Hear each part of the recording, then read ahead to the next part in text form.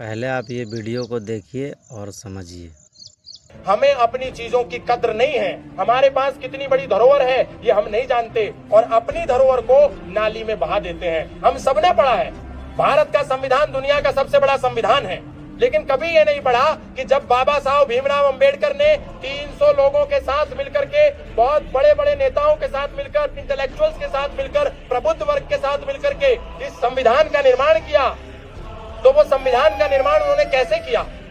दुनिया के 10 देशों का संविधान लेकर के भारत का संविधान बना। यानी भारत का जो संविधान है वो दुनिया के 10 देशों की फोटोकॉपी है। उसमें से कुछ कुछ लेकर के भारत के संविधान को बनाया भारत की संविधान सभा में।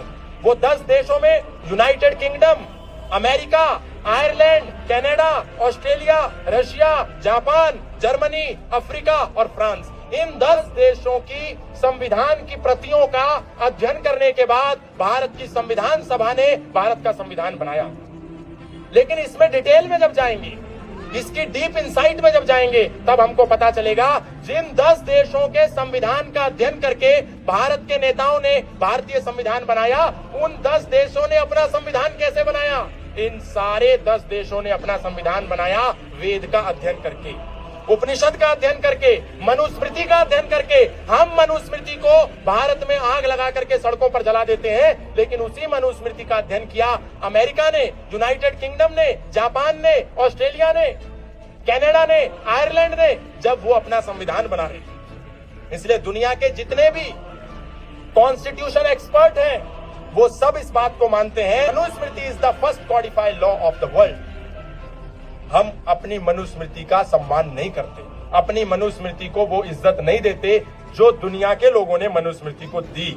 और वही मनुस्मृति आज यूरोप के कई यूनिवर्सिटीज में पढ़ाई जा रही है, ब्रिटेन में पढ़ाई जा रही है, अमेरिका में पढ़ाई जा रही है, जर्मनी में पढ़ाई जा रही है। और हम मनुस्मृति को अपने भारत की सड़कों पर जला रहे हैं, ये कह करके कि मनु तो विभेद के जनक हैं, मनु ने तो ऊंच नीच पैदा करी, मनु ने तो छुआछूत पैदा करी, मनु ने तो जात पात पैदा करी। मनुस्मृति में दुनिया का कोई व्यक्ति अगर मुझे ला करके दिखा दे कि एक भी श्लोक मनुस्मृति में कहीं जातिवाद का वर्णन करता है, कहीं नहीं किया। लेकिन समस्या है क्योंकि हम पढ़ते नहीं, हम जानना नहीं चाहते, हम सुनना नहीं चाहते, इसलिए समस्या ये हो गई कि आज हम तो अपनी मनुस्मृति को जला रहे हैं और बाहर के लोग मनुस्मृति की पूजा कर रहे हैं, बाहर के लोग मनुस्मृति को पढ़ रहे हैं।